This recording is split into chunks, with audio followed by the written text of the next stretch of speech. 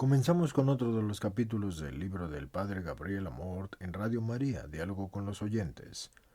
Este se llama Dificultades y Problemas 2 o segunda parte.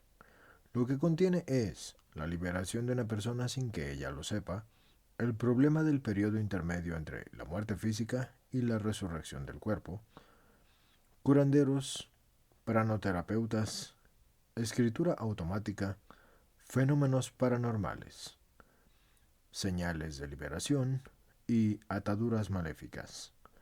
Recuerden, soy su lector Hugo Ramón Zamorano Sánchez y creador del canal de YouTube que lleva mi nombre. Los que se quieran suscribir son bienvenidos, es gratis. Los que se quieran unir a una membresía, háganlo, con eso me ayudan a poder resarcir estos libros y a seguir haciendo esta obra de evangelización. Y los que quieran unirse a los podcasts diversos que tengo también, con otro tipo de libros y estos mismos, también pueden hacerlo. Ahora vamos a iniciar, como decía. Dificultades y problemas, segunda parte. Seguimos con la difícil discusión que hemos abierto sobre tantos problemas de no fácil solución. Como hemos podido ver, estamos ante problemas cuya solución ni siquiera encontramos en la Biblia, de una manera clara. Por ejemplo, cuando hablamos del más allá, tenemos como base segura lo que está escrito en las Sagradas Escrituras, pero se presentan muchos casos para los cuales la Biblia no nos ofrece respuestas y entonces nos encontramos en dificultad. Una pregunta que se me ha planteado más de una vez es la siguiente. ¿Se puede liberar a una persona sin que ella lo sepa? Con base en mis experiencias personales y las que me han contado mis amigos exorcistas, digo que es posible liberar a una persona sin que ella lo sepa, orando intensamente por ella, pero no contra su voluntad, expresada o no. Jesús liberó a distancia a alguien, incluso tal vez sin que esta persona lo supiera. Por lo tanto, es posible, pero tengo que añadir de inmediato que eso es muy difícil. Para liberar a alguien es casi siempre necesaria la colaboración activa de la persona por la cual se ora. De manera, pues, que liberar a una persona sin que ésta lo sepa es posible, precisamente por una extraordinaria gracia de Dios, por un milagro divino. Pero cuando se exorciza a una persona, es preciso que la persona exorcizada contribuya eficazmente con su fe, con la oración, con los sacramentos, y luego colabore con el exorcista y con cuantos oran por su liberación. Ciertamente las oraciones de exorcismo son inútiles para quienes las rechazan. Varias veces he tenido que lidiar con casos de personas que me han confesado explícitamente, Padre, he venido aquí por complacer a los míos, pero no creo en estas cosas y no quiero que usted realice ningún rito sobre mí. Debemos respetar la voluntad del interesado, pero también debemos tratar de hacerlo razonar, diciéndole lo que consideramos más oportuno para él. Pero si no le convencemos no podemos proceder con el exorcismo. Un problema que solo traigo a cuento, porque por sí solo merecería todo un libro. Es el problema de las presencias. Este es uno de los tantos problemas en los cuales la Sagrada Escritura poco nos ayuda a encontrar una solución. El problema de las presencias es el relativo a la posibilidad de que en una persona estén presentes almas de difuntos o condenados. De hecho, si están presentes almas de difuntos es porque están condenados, o de personas que murieron violentamente o de manera inesperada. Por lo general se trata de personas que murieron inesperadamente o en un accidente, por ejemplo, o porque fueron asesinadas. Pueden ser antepasados o también personas extrañas a la familia. Y unido a este problema está el de la posibilidad de que existan las almas errantes, es decir, almas de difuntos que todavía no han encontrado su camino definitivo. De eso se oye hablar con mucha frecuencia. Otra duda tiene que ver con la posibilidad de que existan almas guías.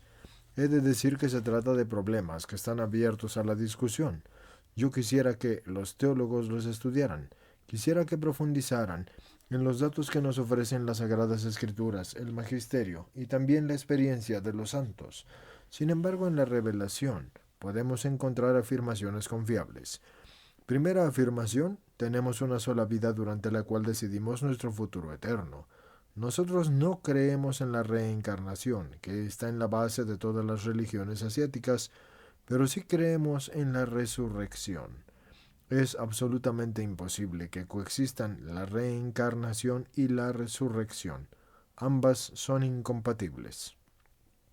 Sabemos que todos resucitaremos, unos con una resurrección gloriosa y otros para una de tormento. Pero la resurrección no tiene nada que ver con la reencarnación, que es volver a vivir en esta tierra en otro cuerpo. Segunda afirmación. Por la Sagrada Escritura sabemos que después de la muerte las almas de los difuntos van de inmediato al infierno, al purgatorio o al cielo. La Biblia lo expresa claramente, tanto que ha sido formalmente definida como dogma por dos concilios ecuménicos, el de Lyon y el de Florencia. Por eso, cuando oigan hablar de almas errantes o almas guía, a personas que dicen, yo tengo un alma guía y cuando tengo problemas acudo a ella, manténganse en guardia, una acción diabólica puede estar actuando. Por lo demás sabemos muy poco sobre estos temas. Hay un periodo, y yo lo llamo periodo intermedio, que no ha sido estudiado lo suficiente, el periodo que va desde nuestra muerte hasta el final del mundo, es decir, desde la muerte física hasta la resurrección de la carne, que es la resurrección final. Nos queda difícil hablar de este periodo precisamente porque la verdad de lo que existe en el más allá solo la sabemos por la Sagrada Escritura, pero no la podemos demostrar racionalmente.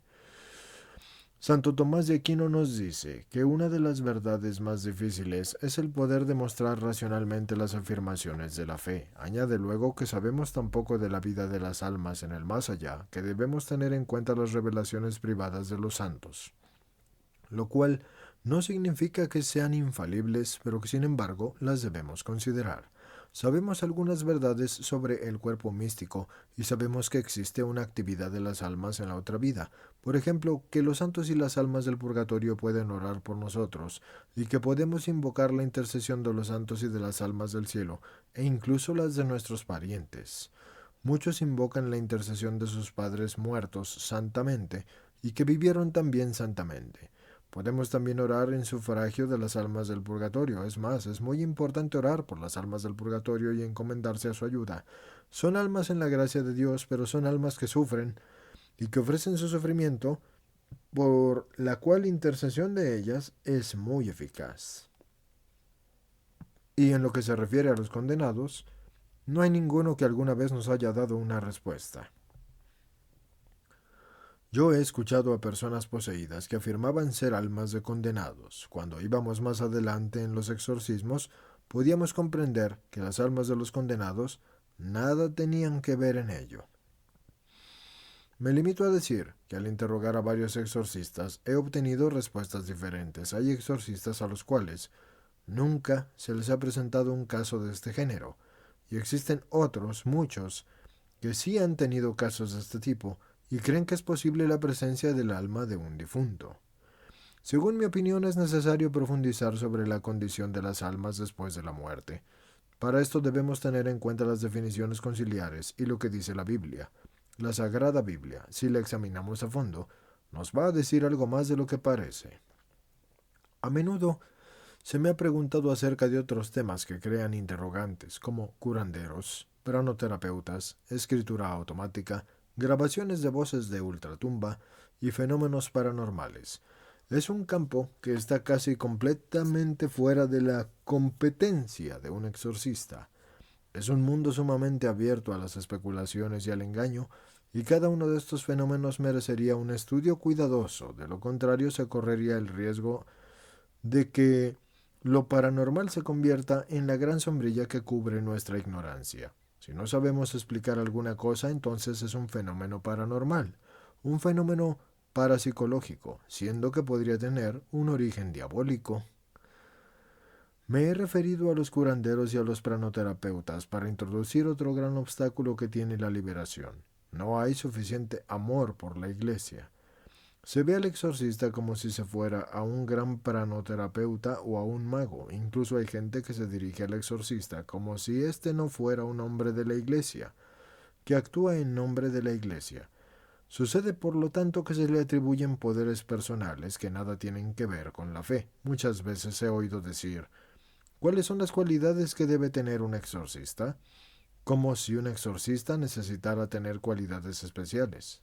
Basta, basta esto. Lo único que se necesita es que un sacerdote sea nombrado por el obispo. El amor a la iglesia se manifiesta en ver en el sacerdote al hombre de la iglesia, un hombre que actúa en nombre de la iglesia, así sea una criatura humana, por lo tanto sometida a cometer errores y obviamente también pecados. Un ejemplo que siempre me ha asombrado es el de Santa Teresa de Ávila, que tenía dones místicos muy especiales y gracias a estos dones sabía con certeza si un sacerdote vivía en pecado mortal. Viéndose obligada en un periodo de su vida a participar en la misa de cierto sacerdote, una vez el Señor le hizo esta broma. Le hizo ver que mientras el sacerdote distribuía la comunión, los dedos de él se ponían negros como el carbón, pero en cambio la hostia emanaba una luz brillantísima. La Eucaristía celebrada por un sacerdote en un pecado mortal es por tanto válida, porque él actúa en ese momento en el nombre de la Iglesia, independientemente del estado de su alma. Amar a la Iglesia en cuanto a la Iglesia, eso es lo que se debe hacer. Transcribo el pensamiento que el cardenal Ratzinger, que ahora es el Papa Benedicto XVI, expresó con admirable claridad en una entrevista recogida por Vittorio Messori, y que se puede leer en el libro Rapporto sulla Fede, publicado por Ediciones Paulinas. Es uno de los libros que uno no se cansa de leer. A la pregunta, de manera que hay una crisis, pero ¿dónde está, según usted, el principal punto de ruptura o la grieta que al agrandarse amenaza la estabilidad de todo el edificio de la Iglesia Católica? El cardenal respondió, no hay duda alguna, la alarma se focaliza ante todo en la crisis del concepto de la Iglesia en la eclesiología. Ahí está el origen de buena parte de los equívocos y de los verdaderos errores que asedian la teología. Y la opinión católica común, obsérvese la gravedad de esas palabras, que asedian a la teología. Existen en efecto algunos teólogos y biblistas que caen en errores de esta clase, influyendo en la opinión católica común. Al padre Cándido, mi gran maestro, se le preguntó en una entrevista, ¿usted no se siente nunca solo? Y luego, ¿qué experimenta en su ánimo cuando exorciza? Él respondió con gran naturalidad, es como cuando celebro la misa, aunque son dos cosas diferentes.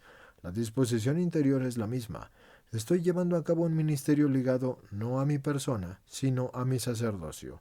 Este ministerio está ligado a un mandato de Jesús. Expulsen demonios. Es una obra de la iglesia militante. De manera pues que cuando el exorcista actúa lo hace en el nombre de la iglesia y realiza una obra de la iglesia que milita. Pero ¿cuántas son las personas que van, lamentablemente, a donde está el exorcista y se olvidan de estos conceptos, pensando que se dirigen a un hombre con unos poderes extraordinarios?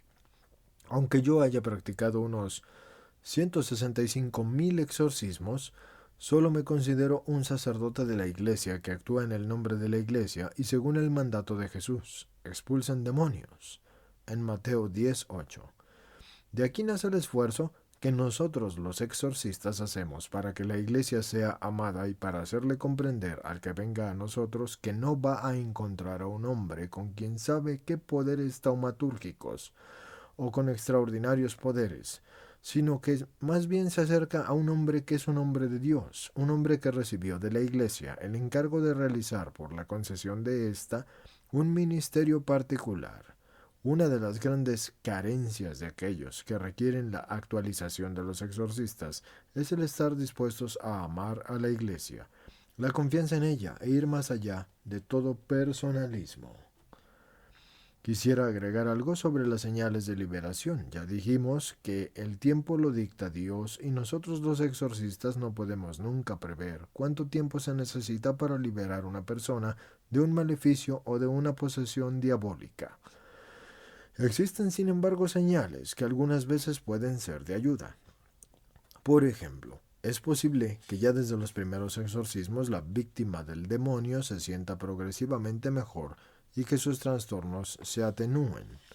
Otras veces, en cambio, sucede que a medida que avanzan los exorcismos, la persona pueda volverse aún más furiosa y sus trastornos se pueden agravar, y esto se debe al hecho de que el demonio, que hacía todo lo posible por permanecer oculto, poco a poco es obligado por la fuerza de los exorcismos y se manifiesta cada vez más y se enfurece y se hace presente, y por eso percibimos que la situación se agrava. Y es aquí cuando se manifiesta completamente la presencia y la potencia del demonio que está en la persona, y luego comienza la fase del regreso de las mejoras. Los trastornos se atenúan y van desapareciendo cada vez más. Ahí está la prueba de la eficacia del exorcismo, y este es un signo del camino hacia la liberación total. Algunos se han dado cuenta de que tienen un maleficio cuando participaron en una misa de liberación y sanación. Pueda que este término nos haga sonreír, porque en todas las misas está Jesús, y por lo cual todas las misas son de liberación y sanación. Pero de hecho se celebran misas que podríamos considerar especiales, en las cuales al final se rezan oraciones de sanación y liberación, y son muy frecuentes y bastante eficaces. Otras señales provienen de las palabras mismas del demonio. Tú me matas, me muero, tú venciste. Pero antes de que se vaya definitivamente, se necesita tiempo. Algunas veces el demonio, al sentirse cada vez más débil e incapaz de resistir a las imposiciones del exorcista, pide ayuda, o sea, que invoca a otros demonios para que vayan a socorrerlo. Normalmente no hay un solo demonio, sino varios. Por eso hay que expulsarlos uno por uno. Recuerden aquel caso de Jesús, que interroga al endemoniado de Gerasa. ¿Cuál es tu nombre? Y éste le responde, mi nombre es Legión, porque somos muchos. Marcos 5, del 1 al 20. Es un caso frecuente y sucede muchas veces que uno oye decir durante el exorcismo que 3 demonios se fueron y que 4 se fueron, pero la liberación no se ha logrado todavía. La liberación tiene lugar cuando el jefe se va. Valga aclarar que los demonios tienen una jerarquía, y también en las posesiones diabólicas hay uno que actúa como jefe de los demás demonios presentes en esa persona. Cuando se le pregunta al demonio ¿cuándo te vas?, él casi siempre responde nunca. Pero cuando se avanza en los exorcismos, él empieza a dar respuestas como pronto o sí, me debo ir. También puede suceder que fije una fecha, pero casi siempre es una fecha falsa. Una vez el demonio se divirtió tomándome el pelo porque había dicho que se iría el 8 de diciembre, en la fiesta de la Inmaculada. ¿El 8 de diciembre de qué año?, le pregunté, y él dijo, este año me iré. Sucedió que no se fue, y entonces, en el siguiente interrogatorio le pregunté, ¿por qué no te fuiste? Y él, como burlándose de mí, me dijo, ¿acaso no sabes que soy mentiroso? ¿No sabes que mentir forma parte de mi naturaleza? ¿No te lo enseñaron? Esa vez, el demonio se divirtió a costa mía. Aun cuando dice pronto, se trata de una promesa falsa, como cuando fija fechas precisas. Cuando los demonios empiezan a fijar fechas, se hace evidente que están perdiendo su fuerza, pierden arrogancia y la liberación no está lejos, aunque algunas veces esta situación puede durar también mucho tiempo. Es bastante común que en el momento de la liberación se presente un llanto incontenible en la persona que es liberada, un llanto de alegría o una pérdida total de fuerzas, casi un desmayo. Esto significa que el demonio se ha ido. De inmediato la persona se levanta, ágil y feliz, se siente liberada. Como ya tuve oportunidad de decirlo, en muy raras ocasiones la liberación ocurre al final de un exorcismo y por lo general la persona se libera en un santuario mariano o mientras ora en la iglesia o durante una adoración eucarística o incluso mientras se hacen los oficios de la casa o del trabajo. El exorcismo prepara la liberación y en algunos casos las personas se dan cuenta sorpresivamente de que han sido liberadas. Poco a poco observan en sí mismas que los trastornos que tenían ya no existen y que los inconvenientes que experimentaban ya no están. Pareciera como si la persona a duras penas pudiera convencerse de que finalmente ha sido liberada y por eso se dirige al exorcista para recibir un exorcismo de control, gracias al cual se verifica si efectivamente no hay ninguna reacción, ni ningún movimiento, y por lo cual deducimos que la persona está verdadera y totalmente liberada. Lo importante cuando la persona es liberada es que nunca en su vida baje el ritmo de las oraciones y que permanezca siempre en unión con Dios, y que frecuente los sacramentos y que siempre esté dispuesta a perdonar. Es decir, que debe hacer todo lo que la sostuvo y ayudó en la dura lucha contra el maligno. Esa es la razón por la cual siempre he dicho que para que la liberación llegue es indispensable la contribución activa de la persona que acaba de ser exorcizada.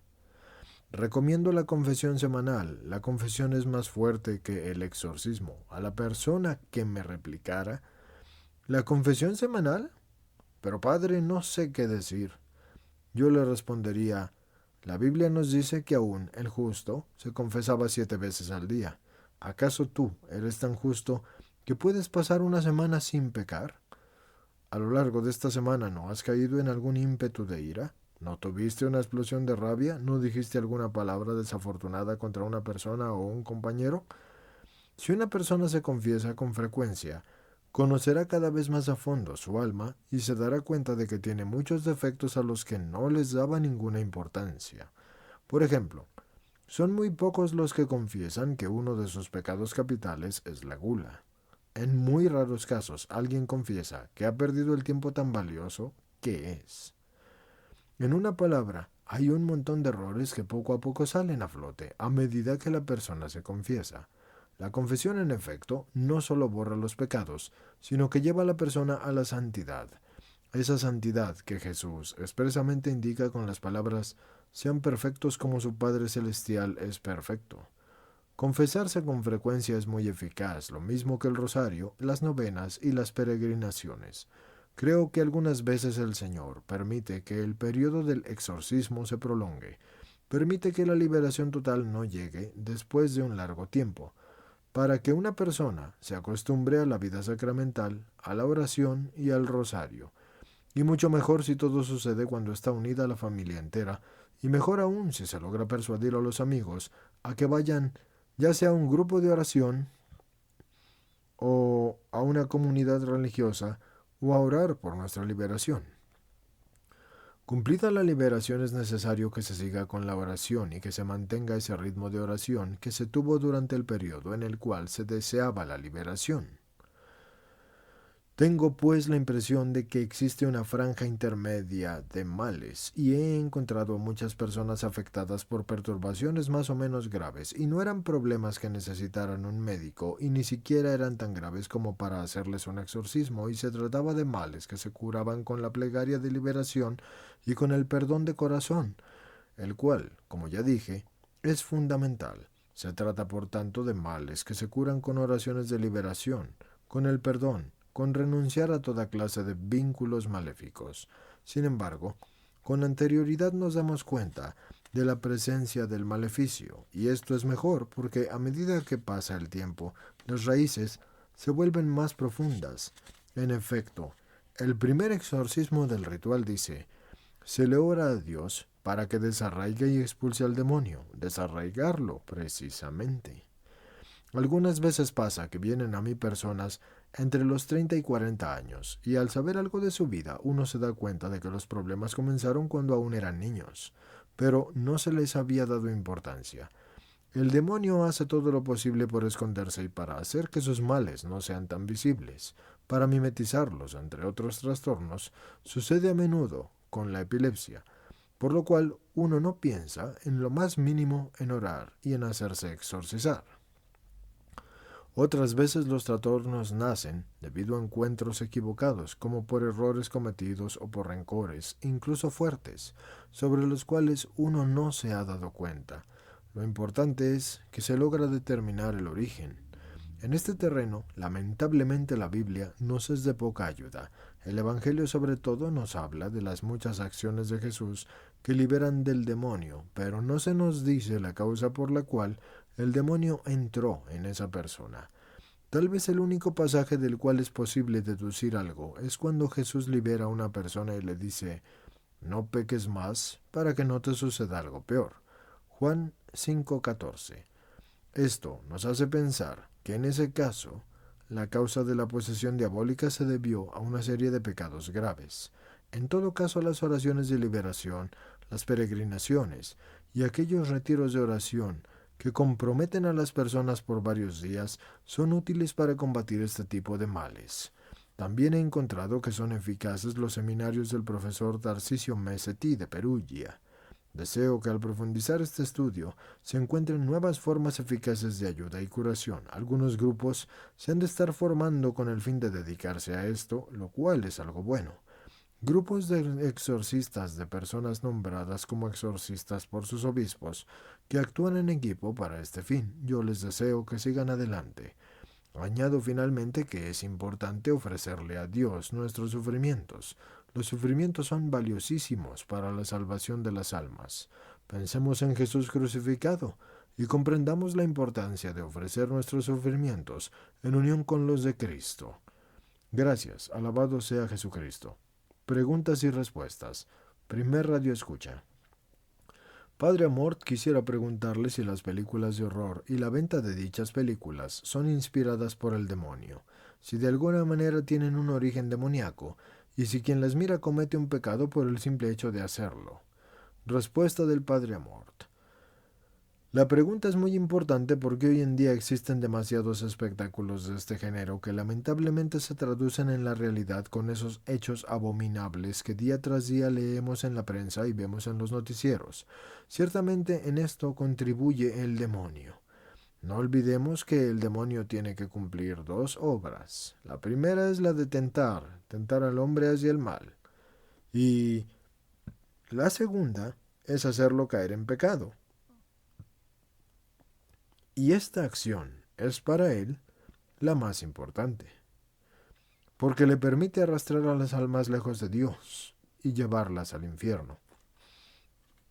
A esta obra ordinaria del demonio, todos estamos expuestos desde el nacimiento hasta la muerte, y Jesús, al hacerse hombre, ha aceptado sufrir las tentaciones del demonio. Una segunda actividad del demonio consiste en causar males maléficos. Esta actividad es más rara y se llama en efecto extraordinaria. El mal maléfico más importante, el más grave, es el de la posesión diabólica. Luego vienen los males de carácter maléfico, es decir, las perturbaciones que procura. Pensemos en el Padre Pío y en las tantas veces que fue apaleado y perseguido por el demonio. En el santo cura de Ars, a quien el demonio molestaba tirándolo de la cama y persiguiéndolo. ¿Eran endemoniados? No, pero sufrieron una acción extraordinaria del demonio. En estas películas tan negativas y tan deseducadoras, se puede encontrar la acción ordinaria del demonio, es decir, el demonio no ejerce mediante ellas la acción extraordinaria, no ejerce directamente el mal, pero sin duda sí sugiere el mal mediante ellas. Por lo que la acción del demonio está, pero se trata de una acción ante la cual el hombre tiene el poder de resistir. La Escritura dice claramente que nunca el Señor permite que nosotros seamos tentados más allá de nuestras fuerzas, pero si se cede a las tentaciones del demonio, ya sea por la codicia de dinero, como es el caso de quien vende estas películas, o por el ansia de la notoriedad, como es el caso de quienes actúan en estas películas, entonces la culpa es de quien ceda. Por lo demás, no es que después de un hecho horripilante como los que leemos en los periódicos, el culpable pueda ir a donde el juez y le diga, no fui yo el que mató a esa persona, fue el demonio que me poseyó. La culpa es suya y él tiene toda la responsabilidad. El demonio sugirió, acompañado, y también lo acompañó, pero estamos en presencia de la acción ordinaria del demonio, de la tentación por parte del demonio, que se sirve de todos los posibles medios. Tenemos además la Internet, que es mucho peor que la televisión. La Internet en sí misma no es mala. Lo malo es el uso que de ella se hace. Con la energía atómica, por ejemplo, pasa exactamente lo mismo. Ella en sí no es un mal, sino que el mal está en el uso que de ella podemos hacer. El mal deriva, por tanto, del mal uso que se puede hacer de estos instrumentos. En el caso de las películas de horror, nos encontramos ante el ejemplo de cómo estas personas unidas para la realización de esta película han cedido a las tentaciones del demonio. Segundo radio escucha. Mire, padre Amor, hace algunas noches sueño que estoy practicando oraciones de exorcismo sobre una persona que me hace enfadar. Como recibo tantas llamadas anónimas todo el día, vivo enfadado, y así oré. Se dice que todas las oraciones nos salvan, incluso las que se hacen con rabia. ¿Es verdad eso, padre? ¿Puede una persona exorcizar enojada? Padre Amor. Sería mejor no enfadarse nunca. El padre Cándido, mi maestro, tenía siempre una sonrisa socarrona mientras hacía los exorcismos. No debemos estar encolerizados, debemos estar unidos a Dios. Eso es lo importante. Muchas veces me he encontrado con personas que me han dicho que durante la noche se les aparecían sombras o sentían incluso que había gente a su lado. Si exclamaban en nombre de Jesús váyanse, estas presencias se iban. Algunas veces por el miedo tan grande ni siquiera se les ocurría orar, pero luego se les volvía una costumbre. En nombre de Jesús, en nombre de María, váyanse. Y quedaban libres. He de añadir también que los sueños que usted tiene dependen del subconsciente y por tanto trate de alimentar pensamientos de bondad y pensamientos serenos y lecturas serenas y espectáculos serenos. Cuando esté despierto, alimente su tranquilidad habitual y entonces verá que también estos sueños terroríficos van a cesar. Recuerde que el origen de los sueños está en los pensamientos de la vigilia. Tercer radio escucha. Quisiera hacerle una pequeña pregunta. No me siento bien. Pienso que soy el anticristo. Estoy bajo la supervisión de psicólogos y de psiquiatras, pero no estoy loca. Me están tratando con algunos fármacos y también he ido a donde algunos exorcistas. Me dicen que no tengo nada, pero cuando me miro al espejo veo dos ojos diabólicos. Yo tengo miedo, padre Amor, no sé cómo salir de esto. Me siento mal tanto física como psicológicamente. Respuesta del padre Amort. Casos como el que me cuenta usted he tenido muchos, y en esto es muy importante el esfuerzo de la unión con Dios, invocar al Señor. El Señor es más fuerte que todo. El Señor es más fuerte que todos. Invoque al Señor para que esté con nosotros. De nuevo, el Señor es más fuerte que todo, y el Señor es más fuerte que todos. Invoque al Señor para que esté con nosotros. Jesús, quiero ser tuya. Jesús, quiero estar contigo. Jesús, yo te amo. Hay que ponerse frente al crucifijo. La ayuda del crucifijo es fundamental. Hay que acostumbrarse a leer, teniendo presentes las heridas de Jesús, porque de sus sufrimientos unidos a los nuestros obtenemos la serenidad. No se atemorice por estas cosas, y si al mirarse al espejo se ve alterada, entonces no se mire. Trate de tomar las cosas con humor y diga, por ejemplo, yo no soy así. Por allí anda un diablillo que se quiere divertir, haciéndome parecer diferente. Peor para él, porque no gana nada, ni yo pierdo nada tampoco, porque yo soy la que soy. También hay que tratar de tener pensamientos agradables y naturalmente orar mucho porque el Evangelio nos dice, esta clase con nada puede salir sino solo con oración y ayuno. Mateo 17:21. Y por ayuno debemos entender en el sentido lato. Cualquier forma de sacrificio y de renuncia es un ayuno. Por ejemplo, el ayuno de pecado, el ayuno de comida o el ayuno de cualquier cosa. Si fuma, deje de hacerlo, ese es un ejemplo. En el caso en el que se vea que la ciencia médica es inútil y que tampoco los exorcismos son eficaces, recuerde que la oración es siempre eficaz. También el Evangelio de esta mañana lo afirma. Yo soy la vid y ustedes los sarmientos. Y termina diciendo, pidan lo que quieran y lo conseguirán. Juan 15, del 1 al 8. Es preciso tener fe en la oración, no se desanime, porque el principal peligro en estos casos es el desánimo. No se desanime, ore con fe, vaya a los santuarios, medite en Cristo crucificado y verá que poco a poco las cosas mejorarán. Ofrézcale siempre al Señor estos sufrimientos en reparación por los pecados cometidos. Cuarto radio escucha. Quisiera hacerle una pregunta, aunque en parte ya la ha respondido, por lo que he escuchado. Debemos ofrecerle totalmente nuestra vida al Señor, porque de otra manera nos costará mucho lograr combatir al demonio. ¿Podría usted especificar esto un poco mejor? ¿Cómo se debe orar y ayunar? Respuesta del Padre Amor. En cuanto a las oraciones, yo siempre aconsejo el Santo Rosario, porque es una plegaria sumamente fuerte. También están las coronillas. Piense, por ejemplo, en la coronilla del corazón misericordioso de Jesús y en la coronilla de todos los santos, o en las oraciones de Santa Brígida, etc. Hay muchas. Añado la importancia de las oraciones espontáneas, hablar con Jesús, ir a la iglesia cuando no haya ninguna función, sentarse delante del sagrario, así éste se encuentre cerrado. Si está Jesús expuesto, mucho mejor, y si el sagrario está cerrado, entonces ponerse frente a él en silencio y pensar en Jesús y orarle a Jesús. Recuerde el famoso ejemplo que nos dio el cura de Ars, San Juan María Vianney. Él nos cuenta que había un anciano que pasaba horas y horas en la iglesia, y una vez el santo cura le preguntó: «Pero buen hombre, ¿qué le dices a Jesús durante todo este tiempo?». Y él le respondió: «No le digo nada, él me mira y yo lo miro». Piensen en lo profunda que fue esa frase proveniente de un anciano ignorante. Él me mira y yo lo miro. Acostumbrarse a dialogar con el Señor y a escucharlo es muy útil. Además, tener presente nuestra debilidad también es útil. El Evangelio nos habla claro: separados de mí no pueden hacer nada.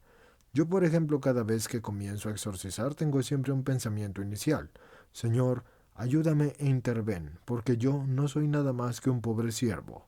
Juan 15:5. Y el Evangelio dice: cuando hayan hecho todo lo que les mandaron, nunca cumplimos a cabalidad nuestras labores. Entonces digan: no somos más que unos pobres siervos. Lucas 17:10.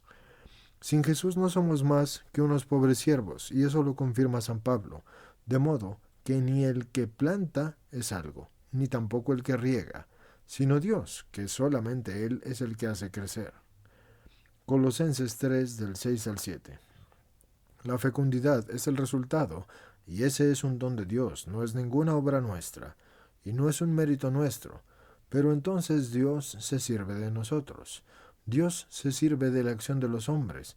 El hombre ha de tener mucha humildad y debe también pensar: todo lo puedo con la gracia de Dios, o decir como San Pablo: todo lo puedo con aquel que me da la fuerza. Filipenses del 4 al 13. Así pues, debemos saber que si actuamos solos no podemos hacer nada, pero que con Jesús somos capaces de todo, porque el Señor nos ayuda. Si Él actúa, hace que nuestras obras sean eficaces. Quinto radio escucha. Crecí en una familia donde seguramente había una influencia maléfica. Mi madre era negativa en extremo y me maldijo. Yo toda la vida me he sentido mal desde pequeña. Por una parte disfrutaba de una alegría inmensa que me tenía ligada a la vida, y por la otra padecía un sufrimiento que me ha anulado prácticamente toda esperanza real. Sin embargo, he encontrado a Dios por una serie de coincidencias positivas y ahora tengo una relación bellísima con Dios. También mi madre ora, pero dice que no logra decir renuncio a Satanás. Se siente mal. Yo también, cuando encontré a Dios, al comienzo tuve sensaciones sumamente extrañas cuando decía esa frase. Por mí han orado algunos amigos y ahora yo la puedo decir, sin que experimente ya ninguna molestia. Quisiera saber si mi familia se puede contagiar de todo esto, porque en mi familia hay una chica que no encuentra la paz, y oro también por ella. Respuesta del Padre Amort. Lamentablemente es posible que los familiares puedan resultar contagiados de estos disturbios, aunque los daños son menores. Naturalmente usted deberá perdonar de corazón a su madre. Es fundamental el perdón de corazón. Ayude a su madre a decir lo que sola no puede pronunciar: el renuncio a Satanás. Es importantísimo. Lo recomiendo a todos los que me escuchan. Repitan a menudo los votos bautismales, repítanlos con frecuencia, especialmente en la forma completa como se sugiere en los pequeños misales de la función del Sábado Santo. Renuncio a Satanás. Es útil. Por tanto, trate de ayudar también a su madre. Digan juntas los votos bautismales con el misal en la mano y recítenlos unidas, y verá cómo poco a poco lo logrará. Pero no hay duda de que si su madre tenía un vínculo profundo con los maleficios o con el demonio y con las cosas maléficas, con las supersticiones, entonces sí que le va a costar mucho. Se necesitará tiempo, pero con el esfuerzo y la ayuda de Dios y con la oración lo logrará. En cuanto a su familia, acostúmbrela a la oración y a renovar los votos bautismales. Acostúmbrela a orar con amor a Jesús y a Nuestra Señora y a los santos y a la Iglesia. Cuando uno es joven, la liberación se alcanza con mayor facilidad. Se debe orar si se han sufrido influencias familiares y sobre todo si ha habido, como usted me lo ha afirmado, una maldición por parte de su madre. La maldición de los padres contra los hijos es tremenda. Cuando ha sido hecha verdaderamente con maldad, no es un momento de rabia. Es posible que en un momento de cólera el padre o la madre puedan llegar a decir maldita seas, pero se trata solo de una explosión de rabia, no de una verdadera maldición. Pero cuando eso se hace y se repite, allí precisamente entonces se encuentra la intervención del demonio. Las maldiciones son formas tremendas de maleficio que se han de vencer y arrojar lejos. Esto se puede hacer con muchas bendiciones porque la bendición anula la maldición. Por lo tanto, diga a menudo, Señor, bendice a mi mamá, Señor, bendice a mi hijita. Es así como se vencen los maleficios. El mal se vence con el bien, y por tanto también los maleficios se vencen con las bendiciones. Creo que ya conté en otra ocasión el episodio de una señora que estaba en el segundo piso de un edificio. Al otro lado de la calle, en el mismo piso, se encontraba el apartamento de una maga. Cuando la señora se asomaba a la ventana veía que esta maga le hacía gestos extraños, y después de que la señora veía esto, siempre le ocurrían inconvenientes, y entonces le sugerí: cuando vea hacia la ventana de esa maga, si se da cuenta de que ella está haciendo gestos, usted cierra la ventana, de modo que el vidrio la refleje. Esto es para que esa mujer no pueda ver lo que usted hace y luego diga, Señor, bendícela, y haga señales de cruz. Con este sistema, anuló completamente la acción maléfica que esta persona estaba dirigiendo contra ella. Las bendiciones anulan las maldiciones. Sexto Radio Escucha. Tengo que pedirle una explicación. Es sobre una cosa que desde hace tiempo está dando vueltas por mi cabeza. No sé si mi pregunta es tonta o pueda llegar a ser fundamental. Yo no entiendo el sentido de aquel relato bíblico que empieza con los ángeles y los demonios y que sigue con la historia de Adán y Eva y con la serpiente. Y finalmente, después de tanto tiempo, culmina con las palabras de Jesús: siempre he ido al catecismo, pero ahora ya no entiendo el sentido. ¿Puede ayudarme? Respuesta del Padre Amort. Gracias por su intervención. Con demasiada frecuencia se aprende la historia de la creación de manera equivocada, tanto que se da por descontada una falsa sucesión de hechos. Se cree que un buen día Dios creó a los ángeles y los sometió a una prueba. No se sabe bien cuál. Como resultado de esta, surgió la división entre los ángeles y los demonios. Los ángeles fueron premiados en el paraíso y los demonios castigados en el infierno. Después, según se cree, en otro hermoso día Dios creó el universo, las plantas, los animales y finalmente al hombre. Y luego Adán y Eva pecaron y en el paraíso terrenal, y le obedecieron a Satanás y desobedecieron a Dios. Y en este punto, es decir, solo después de esto, Dios, para salvar a la humanidad, pensó en enviar a su Hijo. Esto no lo enseña la Biblia. En la concepción bíblica, el mundo angelical y el creado siguen siendo extraños al misterio de Cristo. Léase en cambio el prólogo al Evangelio, según San Juan, y léanse también los himnos que abren la carta de los Efesios y la carta de los Colosenses. En estos textos podemos leer que Cristo es el primogénito de todas las criaturas. Todo fue hecho por Él y en vista de Él. No tienen ningún sentido las discusiones teológicas en las cuales se pregunta si Cristo habría venido sin el pecado de Adán. Él es el centro de lo creado, aquel que resume en sí a todas las criaturas, las celestes y las terrenales, los ángeles y los hombres. Es cierto, en cambio, afirmar que a pesar del error cometido por los primeros padres, la venida de Cristo asumió un papel particular. Él vino como Salvador. y el centro de su acción está en el ministerio pascual y misterio también, y por medio de la cruz Él reconcilia a Dios con todas las cosas existentes en los cielos y con los ángeles y en la tierra con los hombres.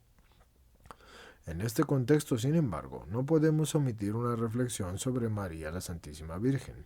En efecto, si la criatura primogénita es el Verbo encarnado, entonces no podía faltar en el pensamiento de Dios, antes de cualquier otra criatura, la figura de aquella en la que tal encarnación se habría de llevar a cabo, que es María. Séptimo radio escucha. Desafortunadamente soy viuda desde hace 2 años y tengo un hijo. Durante la enfermedad, mi esposo siempre ponía a mi hijo en contra de mí.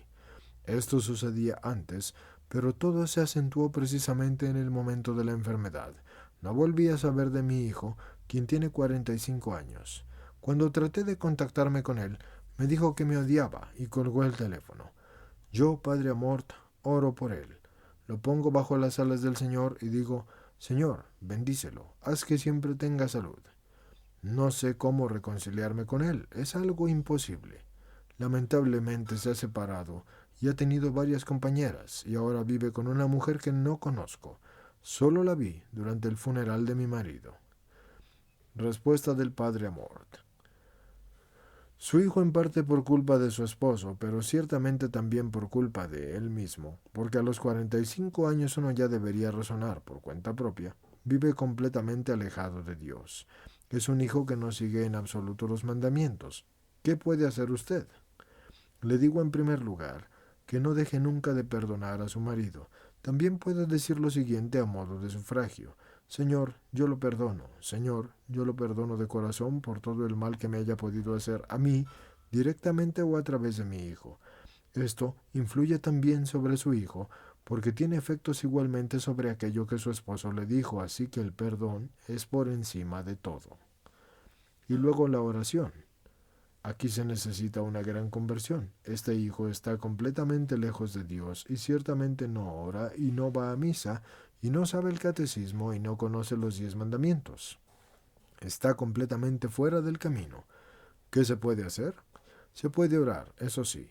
Luego puede tratar de animarlo. Si su hijo en algún momento tuvo un amigo que ahora sea sacerdote, usted podría tratar de convencerlos para que vuelvan a entablar amistad.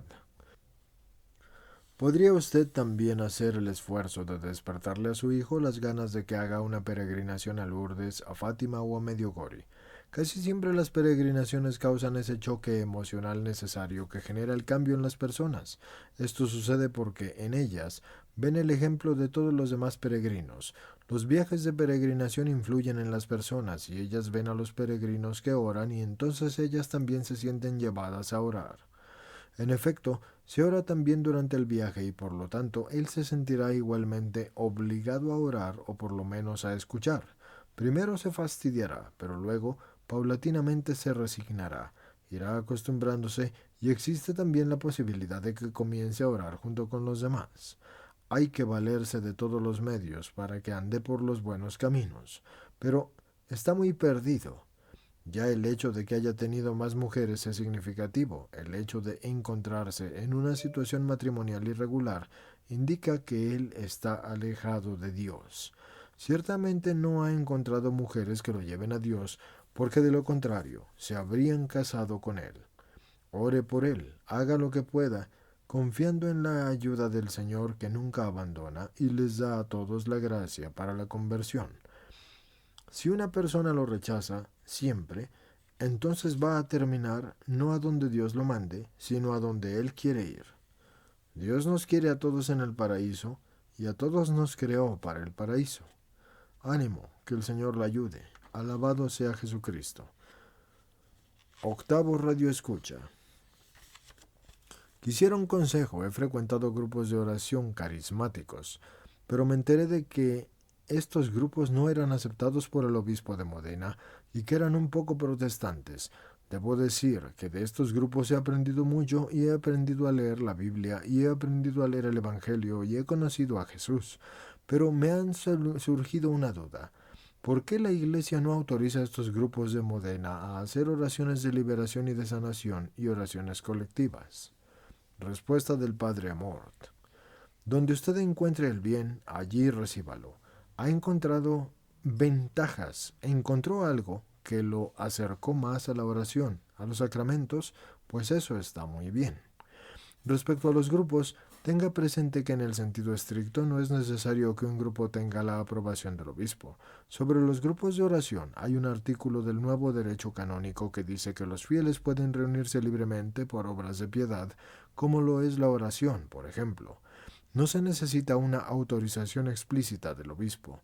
En general, cuando un grupo está bien formado, en un grupo duradero, entonces es también un grupo de cierta consistencia, y se hace bien en informar al obispo de su existencia y en pedirle su bendición. Es bueno solicitar, si no una aprobación explícita, que tal vez comprometa demasiado a un obispo, si no conoce bien a ese grupo, al menos sí su bendición. En lo referente a las oraciones de liberación y sanación, vuelvo a repetir lo que he dicho ya tantas veces y nunca me cansaré de repetir.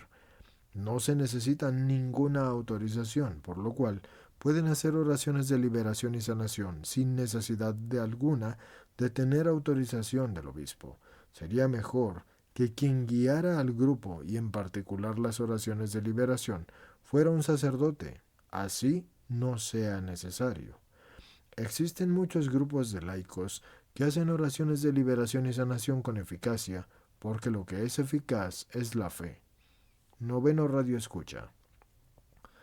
Quisiera pedirle una precisión sobre el núcleo esencial del pecado original. Para ser más exactos, quisiera saber cuál es la disposición que injerta el mecanismo del pecado. Por ejemplo, recuerdo que en cierto punto Adán y Eva, con la tentación del demonio, vieron que el fruto era bueno. Yo, pues, quisiera comprender esto. ¿El pecado original es la desobediencia en sí a Dios o es la falta de la confianza total en Dios? O bien, el pecado original es la presunción de poder valorar el bien o el mal por sí solos, o incluso el rechazo a la dependencia, el pensar el poder llegar a ser dueños de las propias fuerzas de una manera absoluta. Respuesta del Padre Amort. Usted ya respondió, y con mucha exactitud, a su propia pregunta. Yo solo le añado que todas estas cuestiones fueron sugeridas por el demonio y hicieron que Adán y Eva cayeran. El demonio fue quien le dijo a Eva, ¿por qué no comes? Y Eva le respondió, porque Dios nos dijo que si lo comíamos, moriríamos. Y el demonio le respondió, no, no es verdad, no van a morir. Por el contrario, serán semejantes a Dios porque van a conocer el bien y el mal.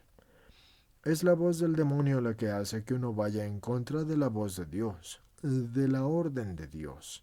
El pecado gravísimo es el haber creído en Satanás, desobedeciendo a Dios y rebelándose contra Dios. Serán semejantes a Dios porque conocerán el bien y el mal. Ponerse en el puesto de Dios, ese es el pecado original. Querer decidir por uno mismo y prescindir de Dios.